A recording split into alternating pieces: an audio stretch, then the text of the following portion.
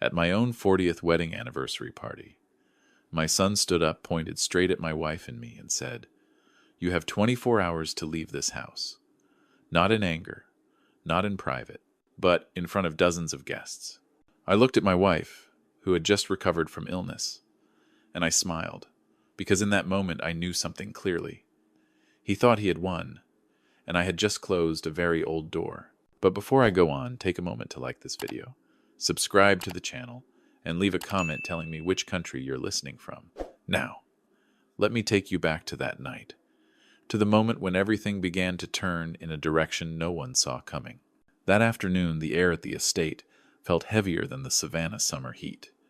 I was used to parties, polite congratulations, practiced handshakes, but that day was different. I stood up with a glass of wine in my hand, planning to say just a few simple words about 40 years with Margaret. I had rehearsed it carefully in my head, because my wife had just come through a long period of weakness and illness. I wanted everything to pass gently. I hadn't even finished my first sentence when Brandon cut me off. The way he stood up wasn't rushed at all. He pulled out his chair, straightened his suit jacket, and looked around the room as if this were the moment he had been waiting for. I noticed the change immediately. Not because of what he said, but because of his eyes. The eyes of someone who had already decided to slam a door shut, without ever looking back. He announced that the estate was now under new management, that Margaret and I needed to pack our things and leave within one day. He said it calmly, like he was announcing a home repair schedule. No request, no hesitation. The room went silent. I could hear glasses touching the table, the steady hum of the air conditioning. Margaret squeezed my hand. That hand was thinner than before, but still warm.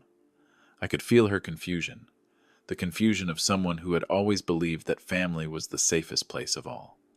Brandon held up a piece of paper. He said it was a property management authorization, a legal document, with Margaret's signature on it. I looked at that signature and understood immediately. The ink trembled slightly. It wasn't my wife's usual handwriting. I remembered that time clearly. Margaret was in her hospital bed, drifting in and out, the world around her blurred and distant. I had asked Brandon to help his mother with a few simple administrative matters. I had trusted him. Tiffany was sitting beside him. She didn't say a word. She only gave a slight nod, her eyes avoiding the old friends she knew through me. Her silence said more than any explanation ever could. I didn't ask questions. I didn't argue. I didn't make my case. I just looked at Margaret. She was trying to understand what was happening, but her face wasn't panicked. It was only sad, a quiet sadness, like realizing something precious has been lost and can never be taken back. I smiled at her, a very small smile. Then I turned to Brandon. I congratulated him, not with sarcasm, but with the voice of a man who had waited a long time for this moment. I told him that he no longer had to pretend, that today, in front of everyone, he had finally said out loud what he had always been thinking. I placed a small memory card on the table right next to his wine glass. No explanation, no threat. I only told him he should watch it later. Not today, not in front of the guests. Some truths don't need to be opened at a celebration. Then I took Margaret's hand. We left the room in silence. Behind us, I could hear the whispers beginning to rise. Old friends watched us go, their faces filled with shock and confusion. I didn't turn around. I had spent my whole life preserving this family's dignity. That night, I no longer had any obligation to do so. In my old study, where the smell of wood was still the same as the day I first moved in, Margaret sat down in a chair. She asked me a question, very softly, very slowly. She asked if she had done something wrong. I answered immediately. Without thinking, I told her she had done nothing wrong at all. Her only mistake, if there was one, was believing that silence and endurance are always repaid with gratitude. I didn't tell her that I had been preparing for this day, not because I was clever, but because when you live long enough, you learn how to listen to the things that are never said out loud. 6 months earlier, I had heard things no father should ever hear from his own son, and I chose to stay silent. That night, Brandon and Tiffany walked into my study wearing the faces of people who believed everything was already settled. They carried that document with them, convinced that one signature was enough to close the door on the lives of 2 old people. They raised their voices when they saw me gathering old family photographs. not to keep them, but to bring something to an end. I didn't burn them out of anger. I did it because some memories have already fulfilled their purpose. And I knew that when that small flame went out, another truth would come into the open. A truth Brandon had never imagined, and one he had never prepared himself to face. When the study door closed behind them, the noise of the party outside disappeared. All that remained was the ticking of the wall clock and the sound of my own breathing. Brandon thought that night marked the beginning of his power. For me, it was only a marker, the point where a chain of memories I had delayed for far too long finally came back. 6 months earlier, things weren't so clear. Margaret had just passed through the worst stage of her illness. She would drift off in the middle of a sentence, sometimes confuse the days of the week. I let Brandon and Tiffany take turns coming by the house to help. I trusted them, not out of innocence, but because I had always believed that children would never cross a certain line. One afternoon I came home earlier than planned. I stood outside the kitchen and heard them talking, not whispering, not arguing, but speaking in a calculated, emotionless tone, like they were discussing an inanimate asset. Tiffany said that placing Margaret in a low-cost care facility would be more efficient in the long run. Brandon replied that everything would be fine, as long as the paperwork was signed at the right time. They mentioned my old watch collections, calling them dead capital. They spoke about this estate as if I had been gone for years. I stood there and didn't walk in, not out of fear, but because I wanted to hear clearly. Some truths only reveal themselves when people believe no one is listening anymore. That evening, I didn't say a word to Margaret. She had just woken from a long, heavy sleep, her eyes still exhausted. I didn't want to plant more confusion in such a fragile moment. I chose silence, and I began to observe. I noticed Brandon started asking about old accounts, about ownership, about investments I rarely talked about. He thought I was an outdated man, living on a pension and memories. He didn't know that for many years I had never truly left the financial world. I had simply stepped aside, into a place with less spotlight. Brandon's real estate company grew fast, too fast for his actual capabilities. I knew because I had seen the numbers long before they appeared in the press, not as a father, but as an anonymous investor. I didn't do it to control my son. I did it because at the time, I still believed that quiet support was the best way to help him stand on his own. But then I saw money disappearing through paths that made no sense. Careless decisions, projects inflated by promises instead of substance. I began to understand that Brandon wasn't just trying to escape the responsibility of caring for his parents. He was running from a hole far bigger than that. An old acquaintance called me, speaking carefully about some questionable crypto investments Brandon had joined. I didn't ask questions. I simply checked. And what I found left me with no hesitation. Brandon was carrying a debt he couldn't resolve on his own. To him, this estate wasn't a home. It was an exit. The document Margaret signed that day wasn't an accident. It was one link in a plan that had been prepared in advance. Brandon knew the timing. Tiffany knew how to apply pressure. They waited for Margaret to be at her weakest, and for me to be absent, to close a door they believed I could never reopen.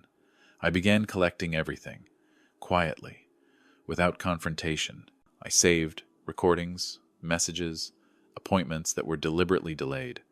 I didn't do it out of anger. I did it because when a child is willing to exploit his own mother's weakness, every other boundary becomes only a matter of time. The night before the anniversary party, I sat alone in the study. I looked at old photographs, at faces that once believed family was something you never had to guard against. I knew Brandon would choose that day, a day with many witnesses, a day he believed I wouldn't react. When I placed that memory card on the table in front of him, it wasn't an impulse. It was a final reminder that I had seen everything, and that I was still giving him a chance to stop, if he was clear-headed enough to recognize it. But Brandon didn't stop. He followed me into the study with the expression of someone who believed everything was finished. Tiffany stood behind him, her eyes no longer able to hide her impatience. They believed one piece of paper was enough to erase 40 years.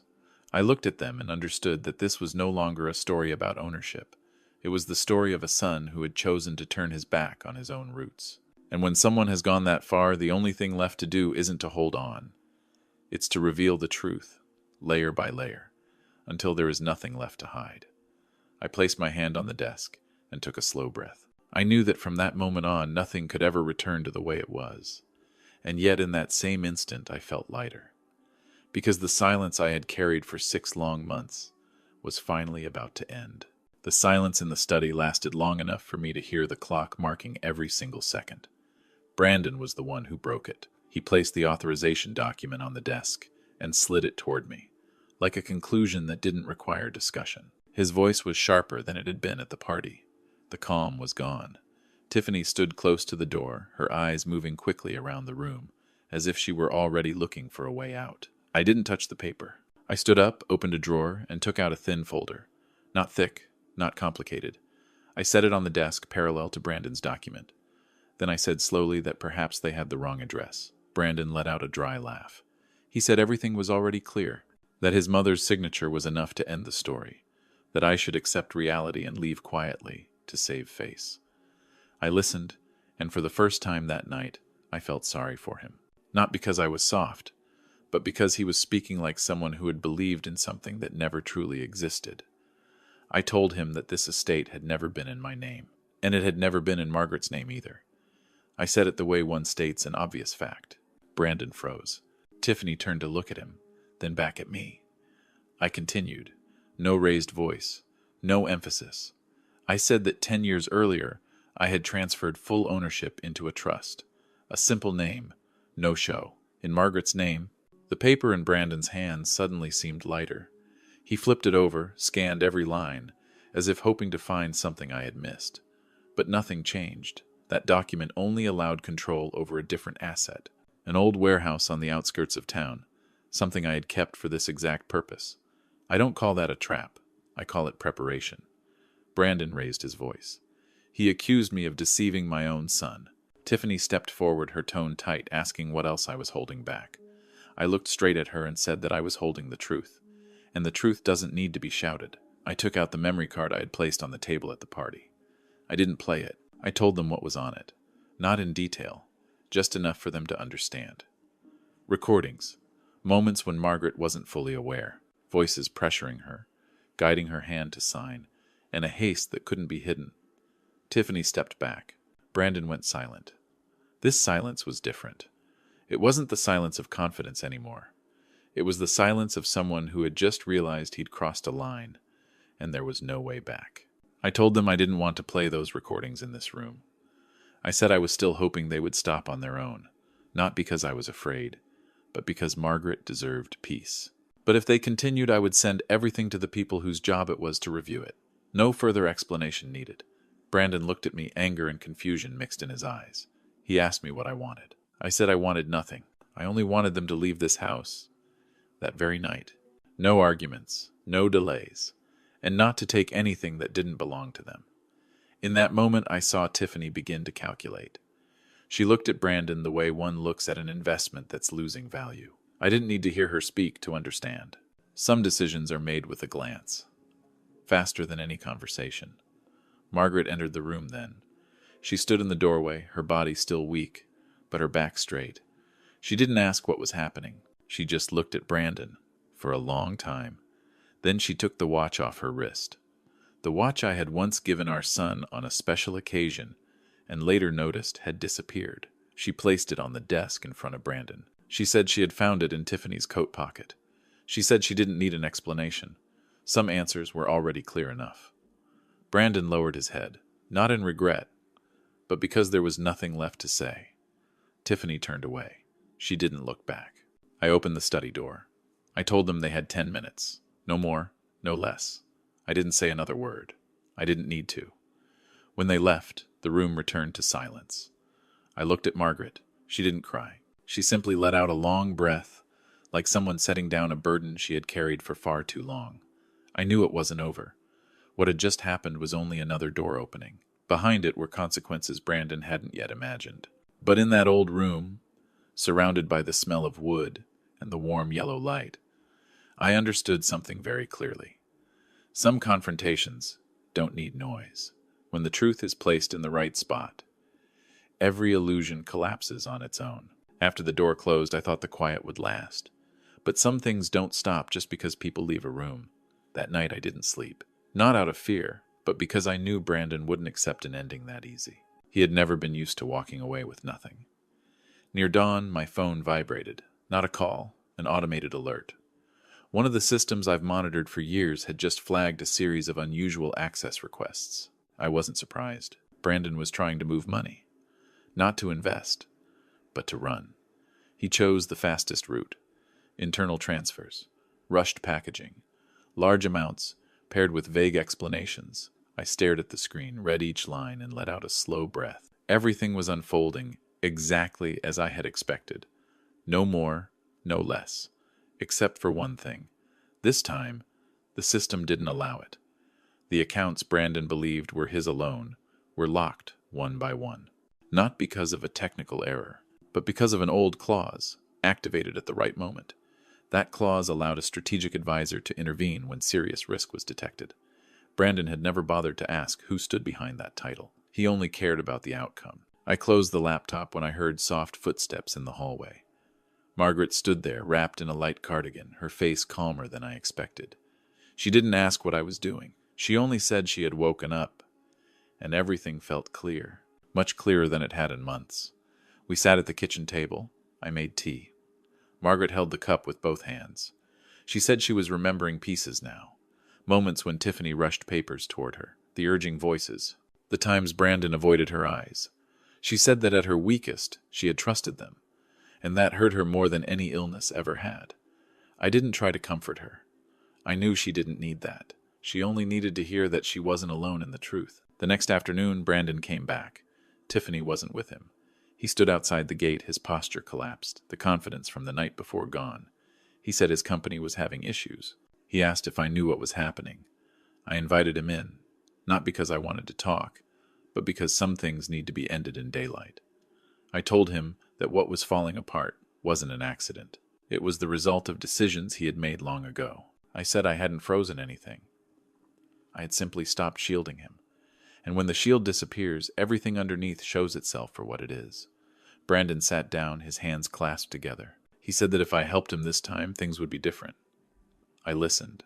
I didn't interrupt. When he finished, I told him this was the last time I would help him. By not helping anymore. Margaret walked in then. She was holding a small box. She opened it and placed the watch on the table. The watch Brandon had taken and never mentioned again. She slid it toward him and said she had bought it back with her own money. Not as repayment, but to close something. She looked at Brandon for a long time. Then she said she had raised a man. But the person she saw now was no longer someone she recognized. She said that from that day on she would no longer wait for any promises. No accusations.